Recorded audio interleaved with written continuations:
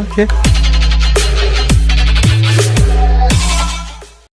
Hi friends, welcome to mini blog Kannada. ಎಲ್ಲರೂ ಹೇಗಿದ್ದೀರಾ? ಚೆನ್ನಾಗಿದ್ದೀರಾ ಅಂದ್ಕೊಳ್ತೀನಿ. ನಾನು ಕೂಡ ತುಂಬ ಚೆನ್ನಾಗಿದ್ದೀನಿ. ಇವತ್ತು ನಾನು ಏನು ವಿಷಯ ಹೇಳಕ್ಕೆ ಬರ್ತಿದ್ದೀನಿ ಅಂದರೆ, ನಿಮಗೆ ಪ್ರೆಗ್ನೆನ್ಸಿ ಜರ್ನಿ ಹೇಗಿರುತ್ತೆ ಅನ್ನೋದನ್ನ ಹೇಳಕ್ಕೆ ಬರ್ತಿದ್ದೀನಿ.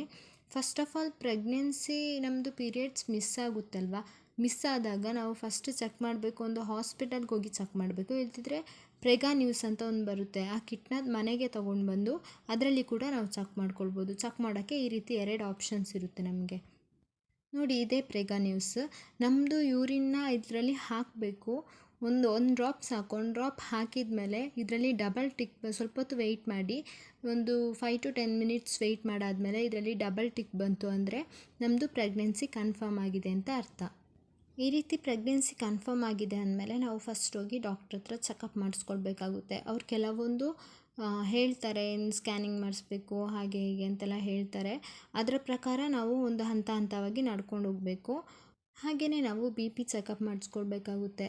BP ಚೆಕಪ್ ಮತ್ತು ಶುಗರ್ ಚೆಕಪ್, ಇದು 2 ತುಂಬ ಅಂದರೆ ತುಂಬ ಇಂಪಾರ್ಟೆಂಟ್ ಆಗಿರುತ್ತೆ ನಮಗೆ. ಹಾಗೆಯೇ ಸ್ಕ್ಯಾನಿಂಗ್ ಕೂಡ ಮಾಡ್ಕೊಳ್ಬೇಕಾಗುತ್ತೆ. ಸ್ಕ್ಯಾನಿಂಗ್ ಮಾಡೋದಂತೂ ಯಾರೂ ನೆಗ್ಲೆಕ್ಟ್ ಮಾಡಬೇಡಿ. ಹಾಗೆಯೇ ನಾವು ಸೊಪ್ಪು, ತರಕಾರಿ ಇಂಥದನ್ನ ಚೆನ್ನಾಗಿ ತಿನ್ನಬೇಕು. ಆದಷ್ಟು ಮನೆ ಐಟಮ್ಸ್ನೇ ತಿನ್ನಬೇಕು. ಮನೇಲಿ ಏನು ರೆಡಿ ಮಾಡಿರ್ತಾರೆ ಫುಡ್, ಅದನ್ನೇ ತಿನ್ನಬೇಕು. ವಾಟರ್ ಅಂತೂ ಜಾಸ್ತಿ ಕುಡಿಬೇಕಾಗುತ್ತೆ. ವಾಟರ್ ಕುಡಿಯೋದನ್ನ ಯಾರೂ ನಿಲ್ಲಿಸಲೇಬೇಡಿ. ದಿವಸಕ್ಕೆ ಒಂದು 5 to 6 ಲೀಟರ್ಸ್ ಆದರೂ ನೀರು ಕುಡೀರಿ. ಆದಷ್ಟು ನೀರು ಕುಡಿದ್ರೆ ತುಂಬ ಒಳ್ಳೆಯದು. ಹಾಗೆ ಅವರು ಕೆಲವೊಂದು ಐರನ್, ಕ್ಯಾಲ್ಶಿಯಂ ಟ್ಯಾಬ್ಲೆಟ್ಸ್ನ ಕೊಟ್ಟಿರ್ತಾರೆ, ಅದನ್ನ ಕೂಡ ಮಿಸ್ ಮಾಡ್ಕೊಳ್ಳೋಕ್ಕೆ ಹೋಗಬೇಡಿ. ಮತ್ತು ವಾಮಿಟಿಂಗ್ ಸೆನ್ಸೇಷನ್ ಇರುತ್ತೆ. ವಾಮಿಟಿಂಗ್ ಸೆನ್ಸೇಷನಲ್ಲಿ ಅದರಲ್ಲಿ ನಾವು ಏನೇ ತಿಂದರೂ ವಾಮಿಟ್ ಆಗುತ್ತೆ. ಹಾಗಂತ ನಾವು ತಿನ್ನೋದು ಬೇಡ, ಇವಾಗ ತಿನ್ನೋದು ಬೇಡ, ತಿಂದರೆ ಎಲ್ಲ ವಾಮಿಟ್ ಆಗುತ್ತೆ ಅಂತ ಮಿಸ್ ಮಾಡೋಕ್ಕೆ ಹೋಗಬೇಡಿ. ಇದರಿಂದ ಬೇಬಿಗಂತೂ ತುಂಬ ಅಂದರೆ ತುಂಬ ಎಫೆಕ್ಟ್ ಆಗುತ್ತೆ. ನಮಗೆ ವಾಮಿಟಿಂಗ್ ಆದರೆ ಆದಷ್ಟು ಒಂದು ಸ್ವಲ್ಪ ಆದರೂ ತಿಂತಾಯಿರಿ ಆವಾಗವಾಗ. ಮತ್ತು ನಾವು ವಾಕಿಂಗ್ ಮಾಡಬೇಕು. ವಾಕಿಂಗ್ ಮಾಡೋದ್ರಿಂದ ತುಂಬ ಅಂದರೆ ತುಂಬ ಒಳ್ಳೆಯದಾಗುತ್ತೆ. ಆಮೇಲೆ ಎಕ್ಸಸೈಸ್ ಕೂಡ ಮಾಡಬೇಕು. ಎಕ್ಸಸೈಸ್ ಮಾಡೋದ್ರಿಂದ ನಮಗೆ ಡೆಲಿವರಿ ಟೈಮಲ್ಲಿ ತುಂಬ ಹೆಲ್ಪ್ ಆಗುತ್ತೆ.